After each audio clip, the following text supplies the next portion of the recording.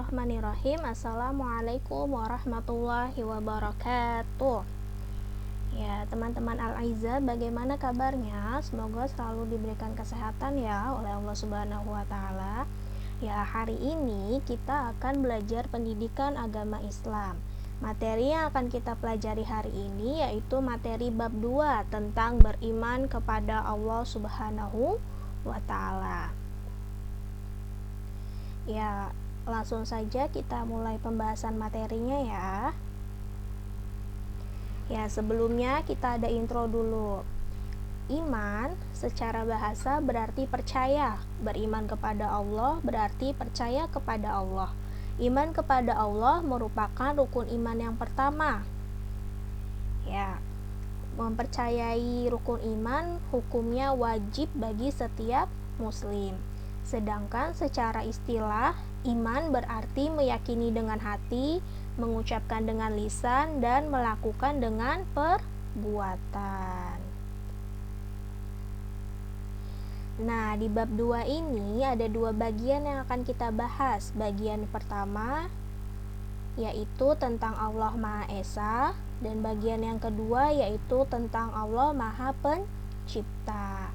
Langsung saja kita masuk ke bagian yang pertama.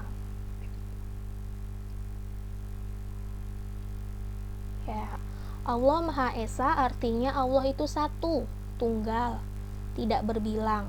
Karena mustahil bagi Allah itu berbilang atau lebih dari satu. Nah, Allah Maha Esa juga dapat diartikan sebagai satu kesatuan yang tidak bercerai-berai, tidak terpisahkan. Dan Allah itu tidak bersusun-susun atau tidak bertingkat-tingkat.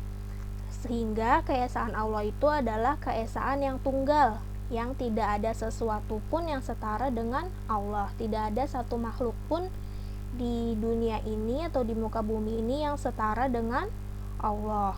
Nah, Allah itu mengatur alam ini, semua makhluk baik hewan, manusia, tumbuhan, jin dan lain sebagainya itu hanya patuh kepada Allah. Allah pun tidak membutuhkan bantuan siapapun. Allah tidak makan dan tidak minum, tidak sama seperti manusia dan makhluk lainnya. Nah, Allah Maha Esa ini dijelaskan di Quran surat Al-Ikhlas ayat 1 sampai ayat 4. Ya, ayat 1 menjelaskan tentang yang wajib disembah itu hanya Allah. Ya, ayat kedua menjelaskan bahwa Allah itu tempat bergantung, tempat memohon dan tempat meminta semua umat manusia.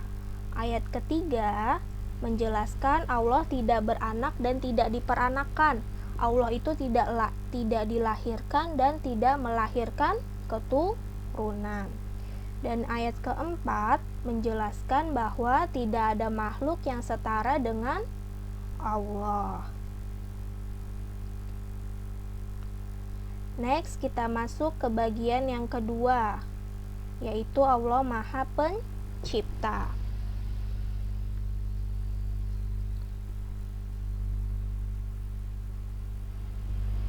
Ya, Allah Maha Pencipta artinya Allah yang menciptakan. Allah Maha Kuasa menciptakan segala sesuatu. Ya, Allah sebagai pencipta disebut Khalik, sedangkan yang diciptakan disebut makhluk. Oke, jadi jangan ketukar ya. Pencipta disebut Khalik dan yang diciptakan disebut makhluk. Nah, makhluk apa saja yang diciptakan Allah? Ada manusia, ada hewan, ada tumbuhan, dan segala yang ada di langit dan di bumi merupakan ciptaan Allah. Nah, Allah Maha Pencipta ini dijelaskan di Quran surat Al-A'raf ayat 54. Allah menegaskan bahwa dialah yang menciptakan langit dan bumi dalam 6 masa.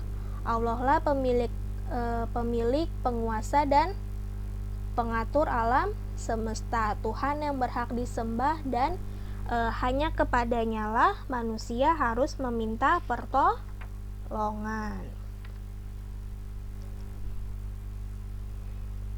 Ya, kesimpulannya dari bab 2 ini, yang pertama, iman berarti percaya, meyakini dengan hati, mengucapkan dengan lisan, dan melakukan dengan perbuatan. Terus, Allah itu Maha Esa. Esa itu artinya satu atau tunggal, tidak berbilang, tidak berjumlah banyak. Allah tidak beranak dan tidak diperanakan, artinya Allah itu tidak mempunyai keturunan. Allah Maha Pencipta, berarti Allah yang menciptakan semua yang ada di langit dan di bumi. Nah, langit dan bumi itu diciptakan Allah dalam 6 masa. Allah pemilik, penguasa, dan pengatur alam semesta. Allah merupakan pencipta. Pencipta disebut Khalik, sedangkan yang diciptakan disebut makhluk. Sampai di sini pembahasan materi kita kali ini. Kurang lebihnya mohon maaf, kebenaran hanya milik Allah dan kesalahan milik ibu pribadi. Sampai bertemu di materi selanjutnya. Wabillahi taufiq wal hidayah. Wassalamualaikum